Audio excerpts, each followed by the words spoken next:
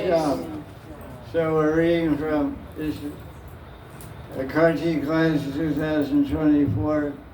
We're reading from KRISHNA KARNAMRITA by Gopal Thakur and the commentaries of Sri Ananta Babaji Maharaj. We're on text number 13, which is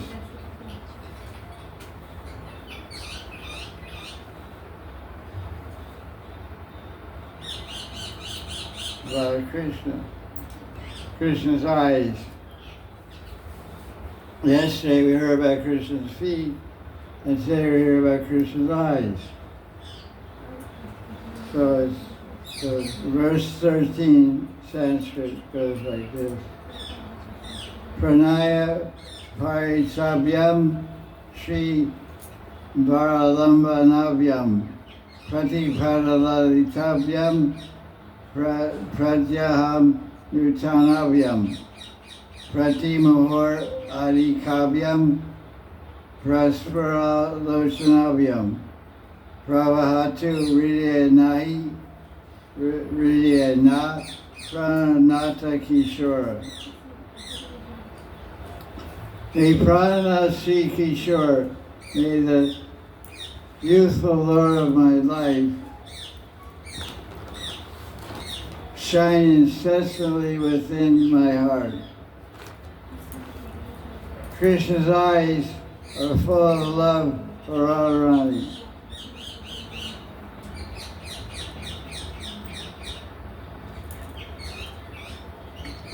Pranaya Pranatavyam.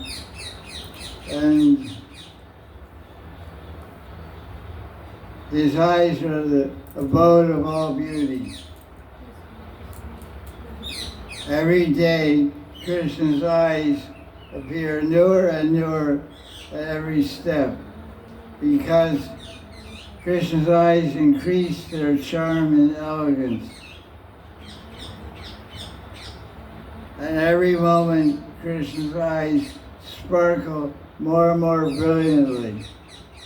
So this is excessive glorification of Krishna's eyes.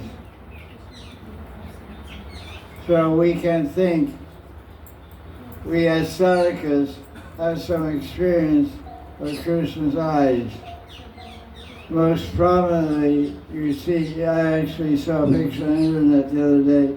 It had 3 pictures in a line. It had just the eyes. It had the eyes of Banki Bihari, had the eyes of Radha Raman, had the eyes of Radha Vallabha. And all 3 are different. They're all the same person, Krishna, but they're all 3 are different. Different degrees of beauty, of enchantment and captivation. So this whole verse, what's happening is the author, Leela Shuk, or Gopal Thakur, is seeing in a vision, in meditation, or directly, it's hard to say which, but he's seeing Krishna's beautiful eyes, becoming amazed. So by seeing the eyes of Krishna, it moves his heart and mind. He starts writing this Sanskrit verse, number 13, from Krishna, Karnamrita. So first, he describes, first point, Dada describes in his commentary, is that eyes, usually we think of the mouth as speaking, but in the spiritual world, all Krishna's senses can speak. Brahma describes this in Brahma Samhita. What's the sloka?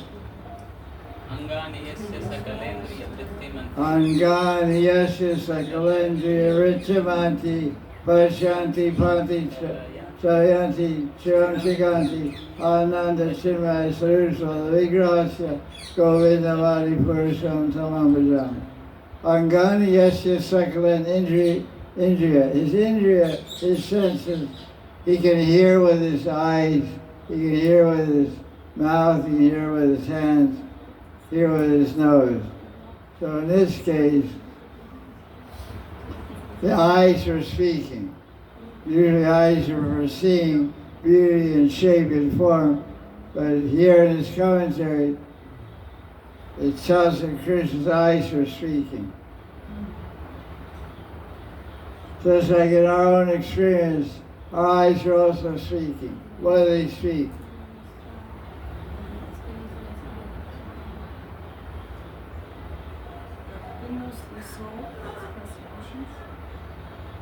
Mind.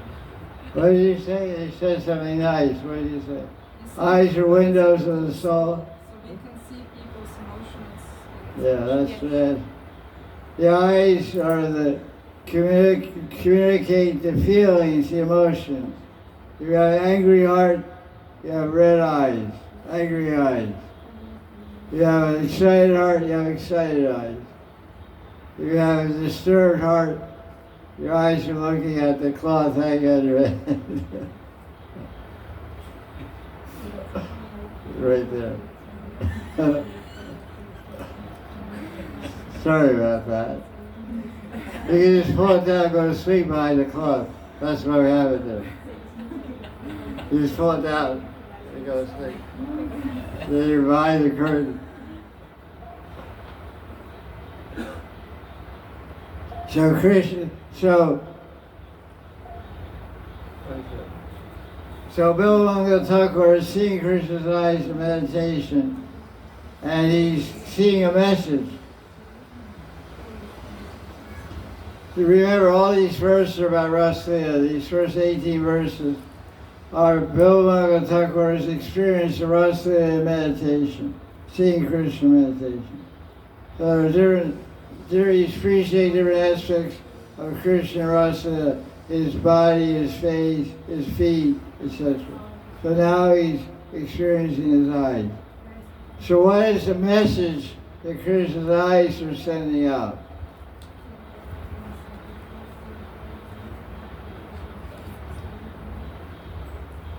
Krishna's eyes are sending signals. Telling what? Dance. That's me. The split already invited to go eat Sarasada. They already know that they came to the banks of Yamuna to engage in rasa dancing. But now that they're seeing Krishna, and Krishna is looking at them, he's specifically looking at Radharani and giving a message through his eyes, which is what? Let's get out of here. Let's get out of here. That's the idea. I don't know if that's what he said, but that's the idea. Krishna is oblivious. He's not paying attention to any other Sakhi. But he's sending signals through his eyes to tell Radharani to go to a particular kunja. And Leela Shuk in his meditation is seeing this. Because he's in the mood of being Radharani's Sakhi. And so he's surprised and to see this, and he's very happy and eager.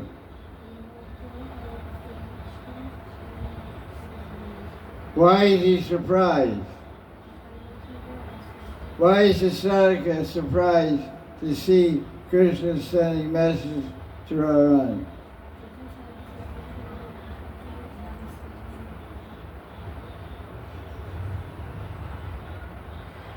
Because none of the other gopis are getting these messages. Yeah, that's right. Understanding what it is. No other gopis gave the message. It was only sent to one gopi. It wasn't shared. Like sometimes I send a message to some disciple. They said, I think you're sending this to everyone. I said, no, I'm sending this to you. Or sometimes you get a message back from a disciple. I think you made a mistake and you sent this message to me. I said, no, you're Krishna Dasi. I'm writing to you. I have your phone number. It's your WhatsApp message. Don't try to pass it on to somebody else. Read it and give me a reply. That was really amazing. I think you didn't send this to the right person. Return to sender. So, the leadership is surprised because there's millions of gopis and Rasadans, and Krishna, only Radharani, is getting the message. So, with this exchange that Leela Shuk is having in meditation, seeing Krishna's eyes, he's experiencing surprise, joy, and eagerness. Which is, what is in Sanskrit, surprise. That's amazing. Surprise is Ashcharya. Ashcharya, Harsha, and Utkanta. These are three emotions she's feeling in her Sakhi Rup, Leela Shuk. Surprise that only Radharani got the message, and joy because the Sakhi is happy by the mercy of Radharani that the Sakhi can understand what message Krishna's eyes are giving. What message did Krishna's eyes give? Let's get out of here. No, but the eyes gave a specific message. Radharani, meet me at Swarananga Kunj. It's not whatever. Swarana Vilas Kunj. Their kunjas are different names. So that's the joy that the Mantri is experiencing. Because she can understand the message. You understand the message. And lastly, the Sakhi is feeling eager. Because she wants to, the Sakhi is eager to see Radha and Krishna enjoying together.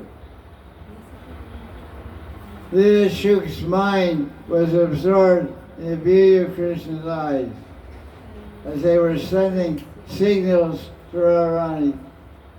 And in this verse, he describes that this verse number 13 from Krishna KARNAMRITA, Leela Shuk is describing that sweet, alluring beauty of Krishna's eyes. So what does this paragraph describe? Ananta's describing absorption. The key to meditation is to be absorbed. Be so absorbed that the subject of your meditation penetrates beyond your mind into your subconscious mind. The mind has two divisions, the external mind and the internal mind. Or you can say, the conscious mind and the unconscious mind. Unconscious mind is called chitta, and the conscious mind operates with the senses. The unconscious mind operates with the karma, the stored karma which is in the chitta, unconscious mind. So when one is absorbed in meditation and trying to see Krishna's eyes, reading this particular Leela, it says Krishna looks at Radharani. When Krishna rides the Rasadans, he looks at Radharani. That's what it says in the book. So then you ask yourself 6 questions. Who, what, get the order straight. Who, what, when, where, why, how. Ask yourself 6 questions, every scene that you read about, so you can enter into that scene in a deeper, meditative, reflective way. So how the question here is, how is Krishna looking at Radharani? Because the book literally just said Krishna's looking at the Sakhis, and then he sees Radharani. It just says that. So how does he see Radharani? So you have to think, how does Krishna see Radharani? The question comes, how? So then you start to meditate, think. So that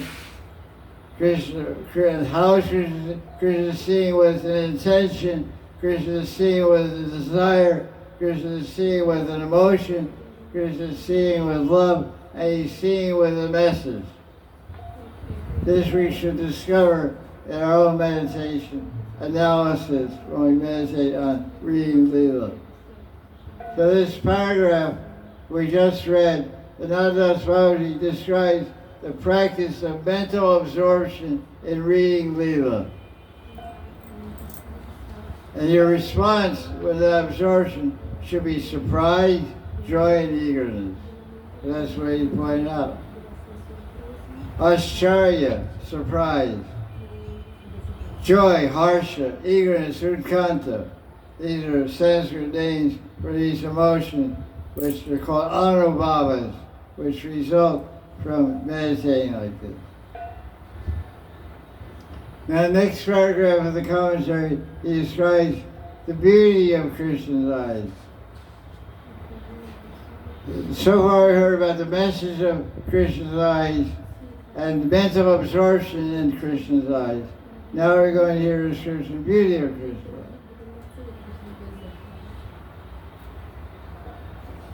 When Leela Shuk is Bill Mangal Thakur, when he is writing about she and Sakhi form experiencing this Rasleela meeting of Radha and Krishna.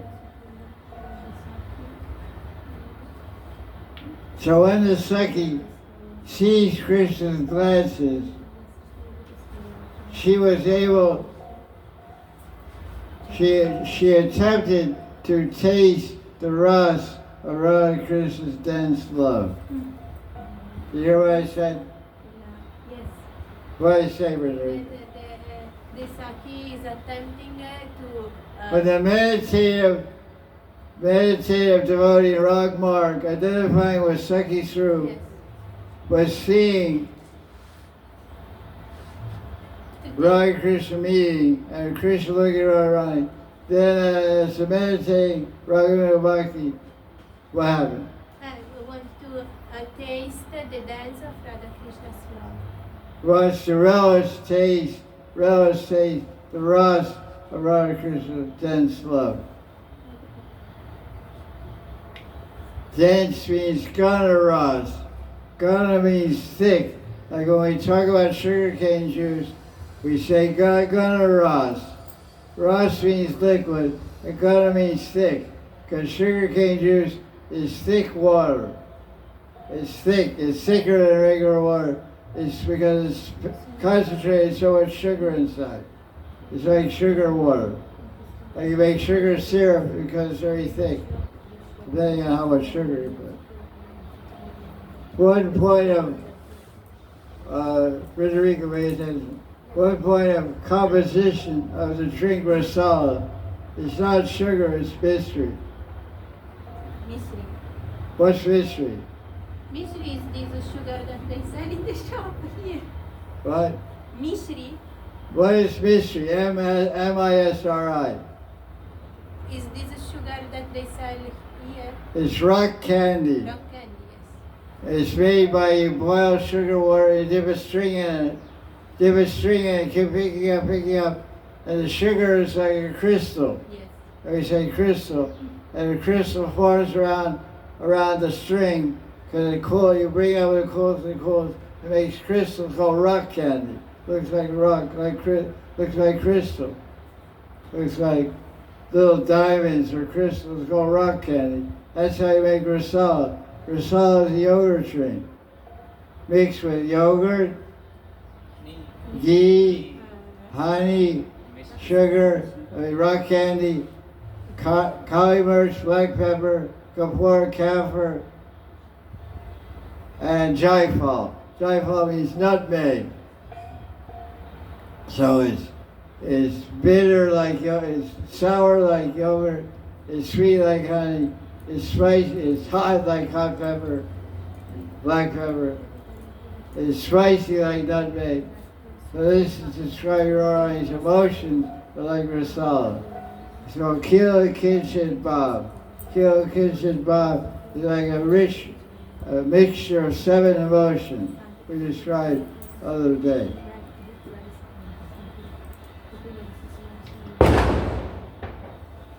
Confirm. Kila Kinshit. So now he's describing the beauty. So he wants to, he's praying this verse of the prayer. Oh Kishore, Krishna, you're my prananath. So that's what the verse says. Oh prananath, Kishore, You're the Lord of my life, the Master of my life, the Master of my soul. Please flood my heart with the rasa of love that you have for Radharani. Just like when Radha and Shyamakund were made by Radha and Krishna. Radharani, Krishna made Shyamakund, and he bathed there. Then he asked Radharani, please bathe in Shyamakund. She said, no way. Your kund is contaminated by Gohatya. Your kund, Shyamakund, is contaminated by the sinful reaction of killing a bull, Aristasura. So, but the Krishna said, but you became dirty because you made an offense. So you should bathe. You made an offense by offending me, saying I killed a bull. I killed a demon who tried to bring over us to them.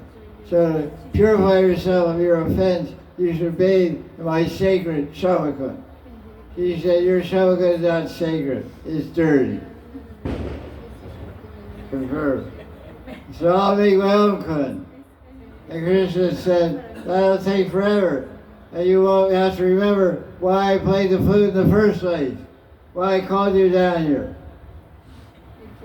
She said, yeah, why? Yeah, I forgot. Why did you call us here? I called you here for rasa dance. Oh yeah, right. So you take a kund and collect water, it'll take you forever. How do you get water anyway? You take water from Shyamakund. And she said, no, your water's all contaminated.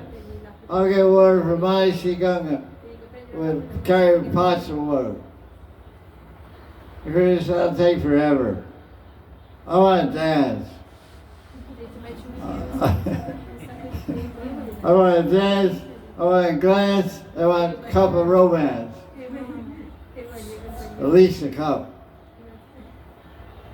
So Radharani said, anyway, forget it. Yeah, long story. So then finally, Radharani and Gopis made Radhakund. And the water from Shyamakund went and filled it.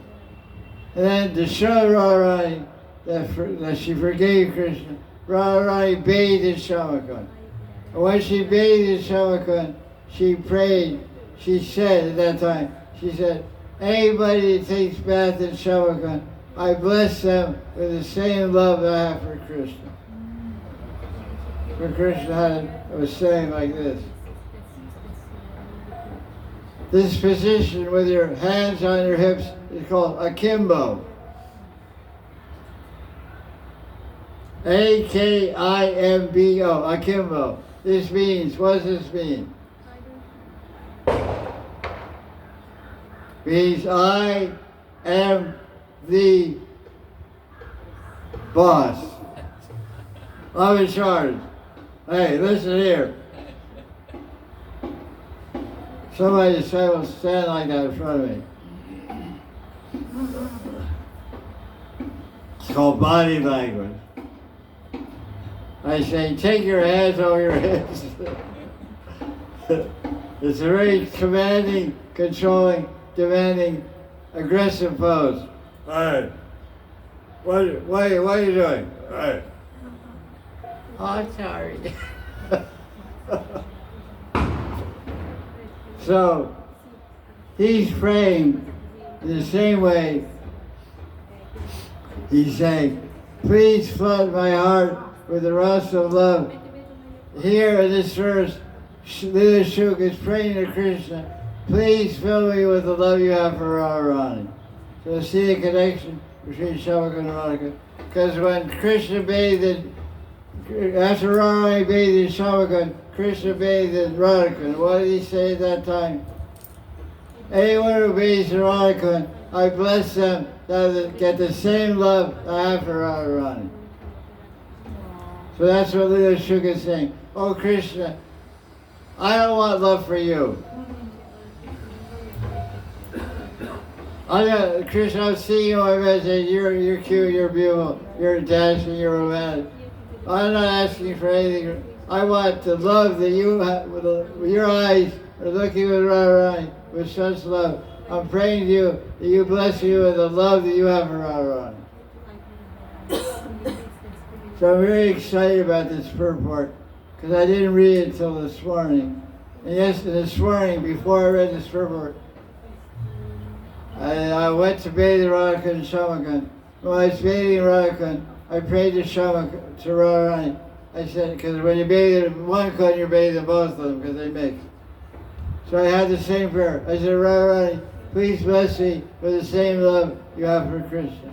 Then when I bathed in Radhakund, I said, Krishna, please bathe me, please bless me with the same love you have for Radharani. And the same idea is here, we just heard from Leela Shu. His meditation, he's seeing Krishna send signals with his eyes.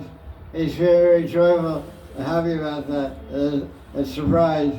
And he's praying to Krishna. Oh, you're looking at Radharani with so much love and so much interest. Please bless me with the same love you have for Radharani. This reminds me of a verse from Radha Sunanidhi, 259. Do you know that verse, Frederica? Maybe I know, but I don't know. What This is a very important verse because Radha Sunanidhi, because sometimes people say, all you guys and girls, all you devotees who are practicing Raganuga Bhakti, you're always saying Jai Radhe, and you build a house, you make a boundary wall around your house, and you paint on the outside of the wall, Shri Radhe, Shri Radhe, Shri Radhe, which is very nice. You're always saying Jai Radhe, Jai Radhe. But you don't seem to emphasize Krishna. You don't seem to talk so much about Krishna. You always talk about Radharani, Radharani this. And when we hear you talk, you say, oh, by Radharani's mercy, I got a house in Radhakund. By Radharani's mercy, I made this guru. You never talk about Krishna's mercy. What's wrong with Krishna? Then we quote this verse from 259. Because my guru, when I asked my guru the same question, he said the same answer. I don't know the verse, but I know the English. Prabhupada the Saraswati is at the end of the book. So the whole book of Radha Sunanidhi, which is 272 verses, is about Radharani, and of course Krishna also, but emphasizing Radharani. So he says there, he says, every day I chant the best of mantras, my Diksha mantras, Gopal mantra and Kankaishi. Every day I chant the Maha mantra. Every day I worship a Murti of Krishna. Every day I read the Srimad Bhagavatam. Every day I live in Vrindavan by Kaliyada. It's a bhajan kutir, a Prabodhananda Saraswati, who wrote Radha. Every day I do archana and puja to Krishna. And every day, when I'm doing all those activities of worshiping Krishna, I have one sankalpa in my mind. I have one vow, one prayer in my mind. Oh Krishna, if you're pleased with all these sevas, please make me a pure devotee of Radharani. Please make me a pure devotee of Radharani. So that's our response when they said, everything we're doing is worshiping Krishna. But there's a motivation, there's a mentality. We're worshiping Krishna to attain Radharani. If we attain Radharani, who will be there with her? Krishna. So you worship one, you get two. Buy one soap, you get one free, right? So just why waste time with Krishna? He's too tricky and too independent and not dependable. But of course we worship both of them. We worship Radha Shyam, Radha Krishna, Radha Govinda. So now he's talking, Leela Shuka is talking about the beauty of Krishna's eyes. And he So Ananta quotes from different sources to glorify the beauty of Krishna's eyes. He quotes KARNAMRITA chapter 16, verse 101. Govinda's eyes are wide, large, artistic, and have rosy edges, corners. They're very peaceful, deep, restless, intoxicated with youth, and agitated. May these eyes of Krishna appear in my heart forever.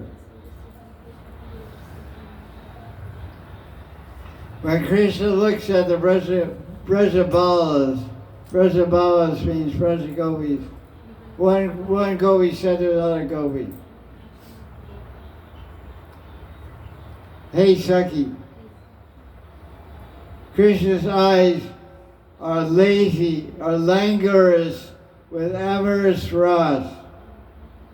Krishna glances around at us Sakis very gently and dreamily." I'd like to see this, Bengali. Krishna's gaze is lethal, means it's deadly. It pierces the heart. It makes me feverish. She's getting a little excited. Dear Saki, my heart is crying for Krishna. How many ages have passed since I have not seen my Krishna? I think of Krishna day and night. I am so anxious to see him. I keep on remembering his soft steps. Krishna has forcibly entered the deepest, darkest corner of my heart. Oh Saki, alas, alas, tell me what to do. Does he even know that he's tied a rope around my heart? The Saki then says, I don't think I can uphold my family honor any longer. In other words, she's confiding in her Saki. I can't hold out any longer. Krishna has captured me. I think I'm going to break all my vows of marriage and honor and everything and run out to meet Krishna. This is spoken. This is from a song by Balaram Das.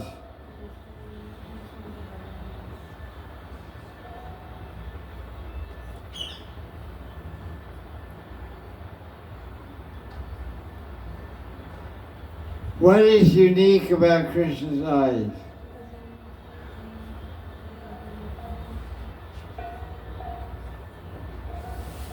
His eyes are full of love for Radharani.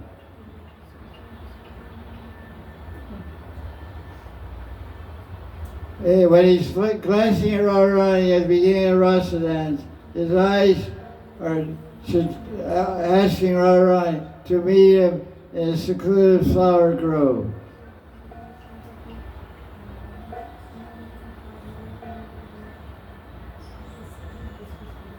Krishna's naturally beautiful eyes are now studded with Radharani's love. Krishna's eyes are glowing with love for Radharani. And they appear very attractive to Leela Shuk, who is now in Gopi Bhav, seeing this darshan.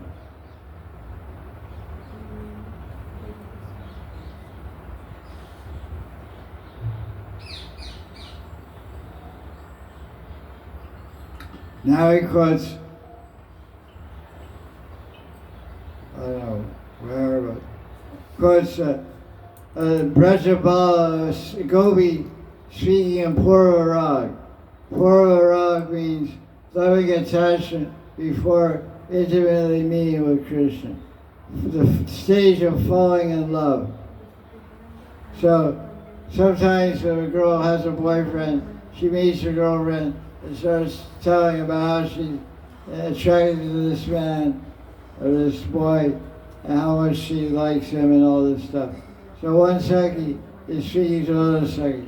And remember, they're only 14-year-old girls.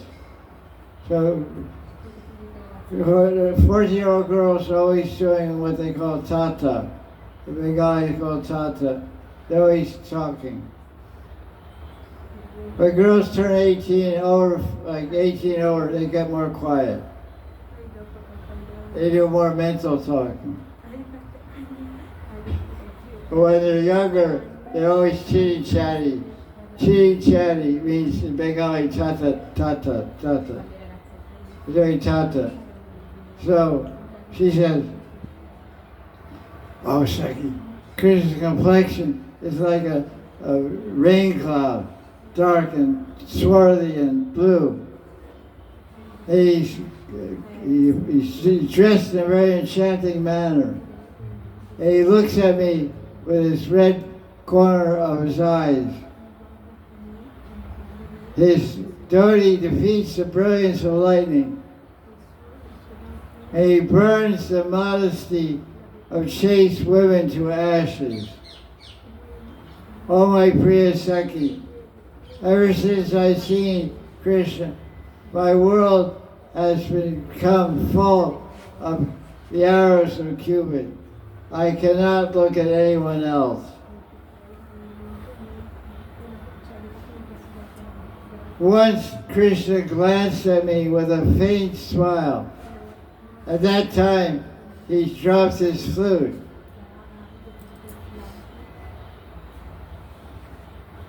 Then, playfully, he bit a piece of grass. So I dropped his flute, because usually he's biting his flute, he's kissing his flute, and he dropped his flute, picked up a piece of grass, and bit the piece of grass. So this Saki doesn't know so much about the world. He's young. He's just falling in love. She said, I don't know what he meant by that gesture. What did he mean?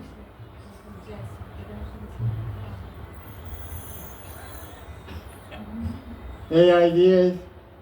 It means that in the future, my dear, I'm going to catch you.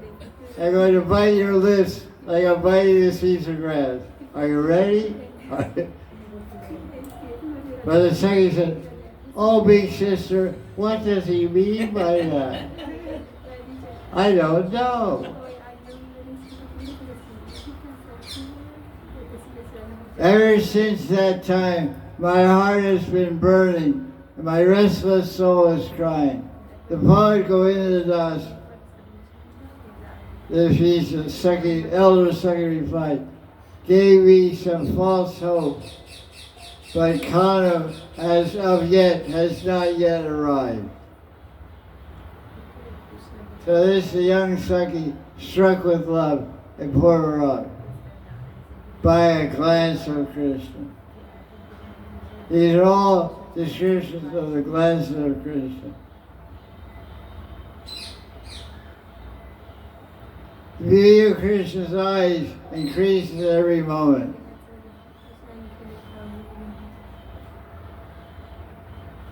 One Saki said, I saw Krishna's eyes a minute ago, and now the beauty of his eyes a minute later is 100-fold increased.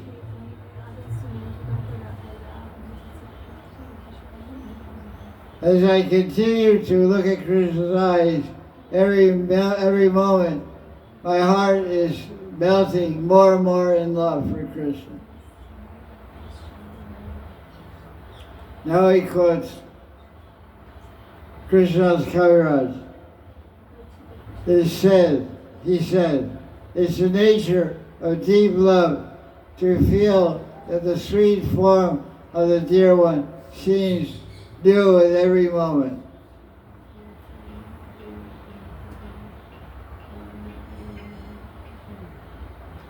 So now he describes Gopi Bhav. What are the characteristics of Gopi Bhav? Because the verse is about Krishna's eyes looking at Radharani, signaling her. So the gopis are there, Radharani's there, and Krishna's there, and his eyes are there. So now he wants to talk about the bhav of the gopis that excites Krishna so much, makes him look so attractive and sweet and enchanting.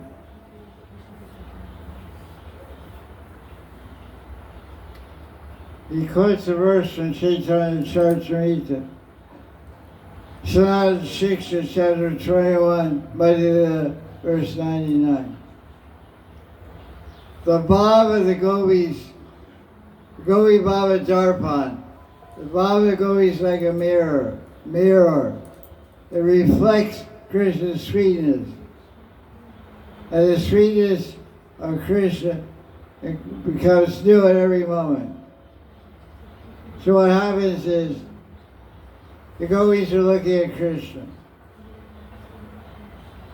And they're capturing Krishna's form through their eyes and looking at it in the heart. And as Krishna's form is dancing in their heart, reflecting in their heart, their love and attachment and attraction in their heart increases more and more. So the more they look at Krishna, the more their bhav increases, the more their love increases. So because of competition between Krishna's sweet form and the bhav of the gopis, both increase in magnitude. Neither admits defeat. Thus, in every moment, the sweetness of Krishna is expanding, and the love and bhav of the gopis is increasing.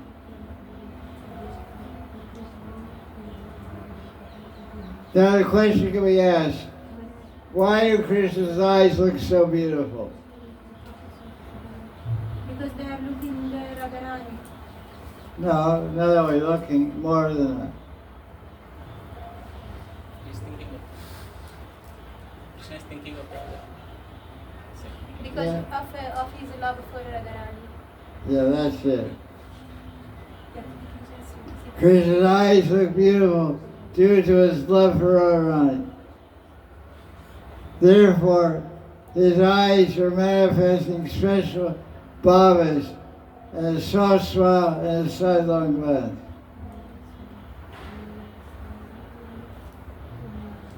Gopal Goswami comments on this verse. He says, Lila Shuk,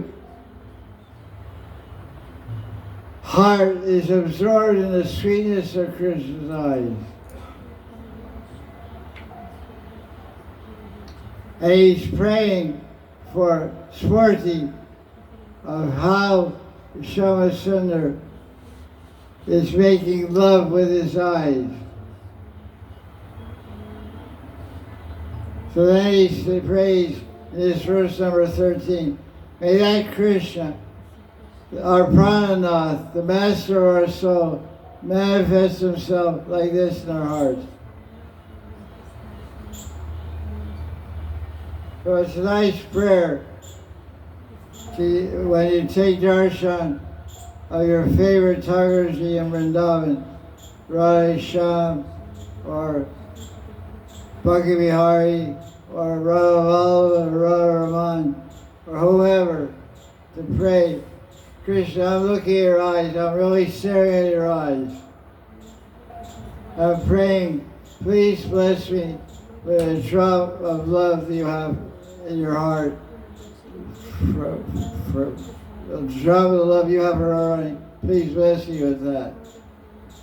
Because when we see the eyes of Radha Vallabha, we think how his eyes are so full of tears, how they're so melting, how they're so expanded, how they're so joyful, how they're so mystifying, how they're so enchanting, how they're so captivating, how they're so bewitching. And all those emotions, all those feelings are being directed towards Radharani. So we pray to Radha Vallabha, please let me become a Vallabha of you, like you are a Vallabha of Radharani. Gopi Jana Vallabha Giri Varadari. Gopi Jana Vallabha Giri Varadari.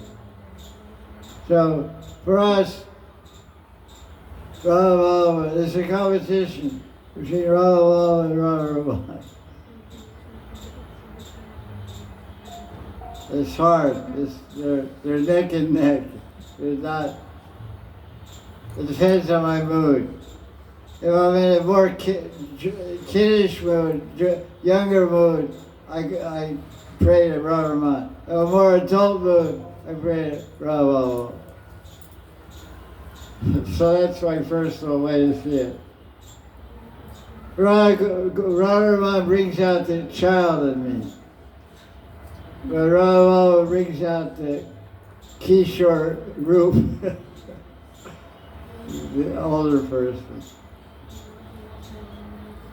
So he's saying, he says, Pranaya Parinatabhyam. This Shuk describes Krishna's beautiful eyes. He says, any living being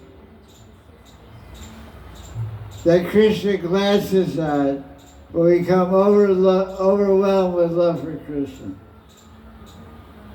So not only do we take darshan, but we pray to Krishna in whatever favorite mercy we have. Please glance at me with your glance of love.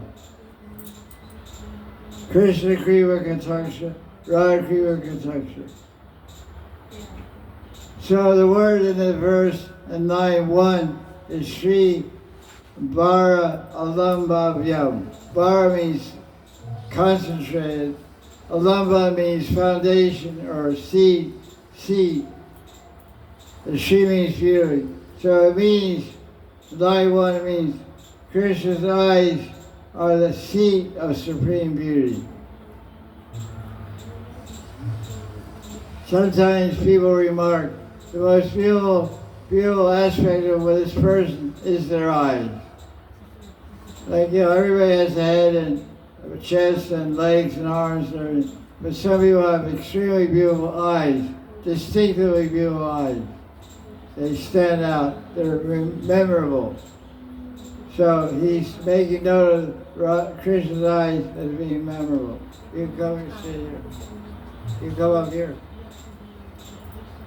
So that's verse 13. What time is it? 3:50. 3:50. So now we'll start verse 14.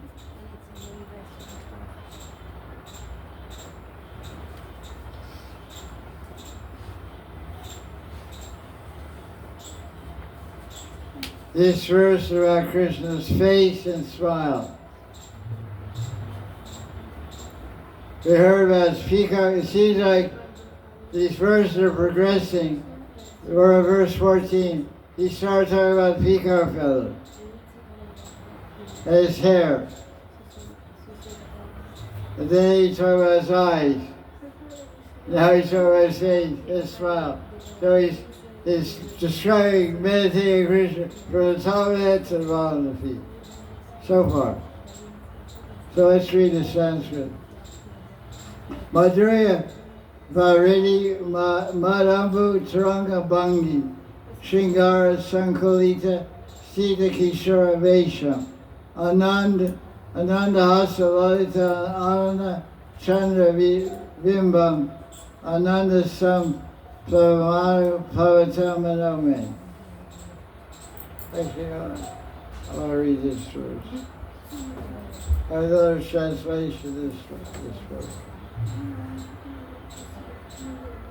This book has Sanskrit word for word.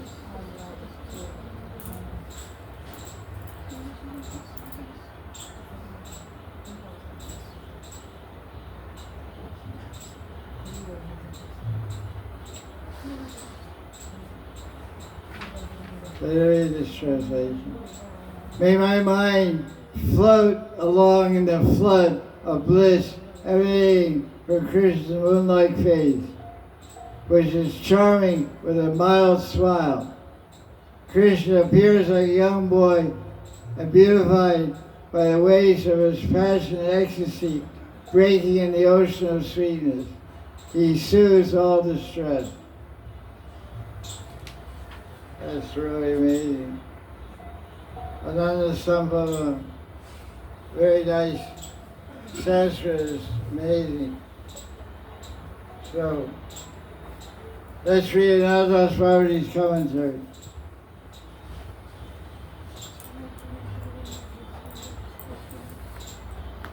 So it's a prayer to absorb our mind in Krishna's loving, love-filled, beautiful face and smile.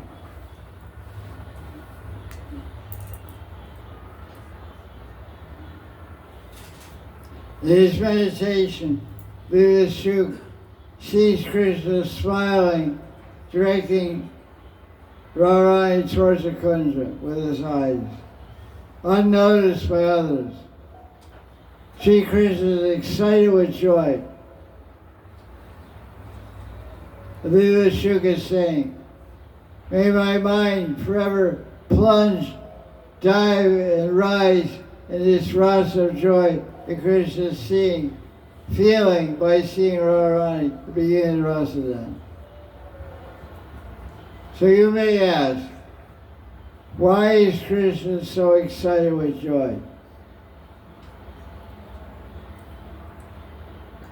What's the answer? Who wouldn't be? That's one answer. Let's see what it says. During the Maharaj, all the gopis thought themselves very fortunate, and they became proud. So Radharani entered a state of Madan, which is a lot of pride.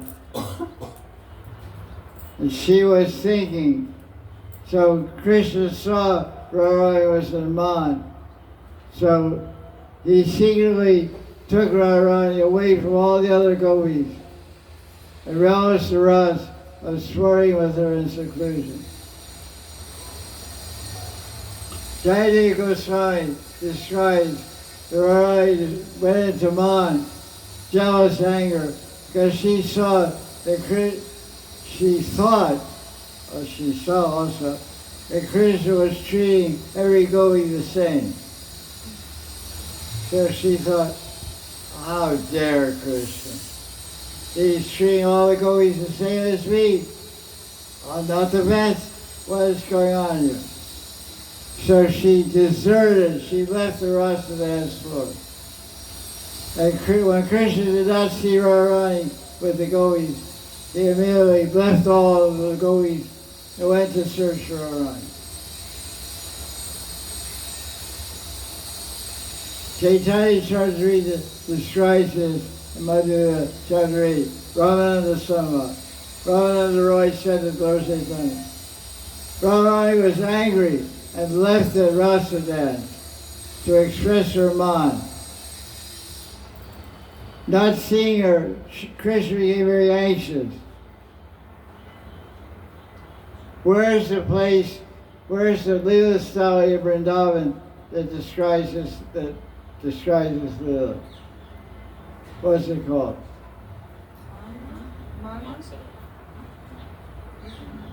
Yeah, you can say, but that's not what I think. And this side you want it. Mansarovar was said already, that's partially accepted answer. But there's another place. The answer? Imli Tala. Remember, Radharani left the rasa dance without Krishna. So Krishna became very anxious with not seeing Radharani. Radharani was the main reason Krishna called for rasa dance. But without her, there's no rasa dance, there's no joy. So Krishna left all the gopis, went to search for Radharani. But where did he find Radharani? He found her in Imlital.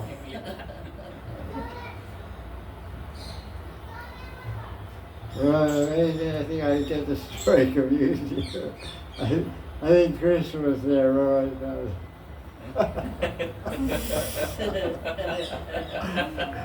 Rewind. delete.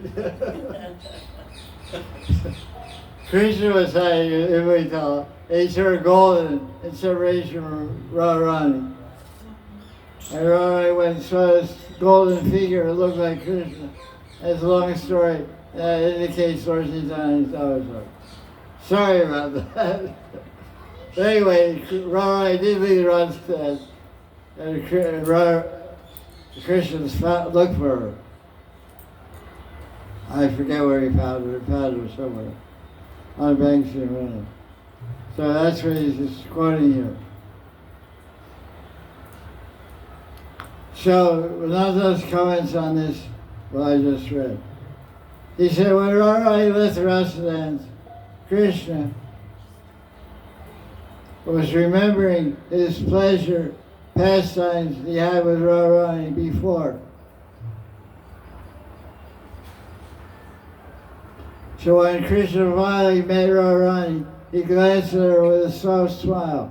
What was that soft smile? It is a soft smile that only Radharani can understand. That's pretty interesting. Krishna's face looked like the full moon, and his smiles were like moon rays. The rays, as the rays of the moon agitate the ocean with waves, Krishna's sweetness caused huge waves in his face. Krishna's face was full of passionately intoxicating waves.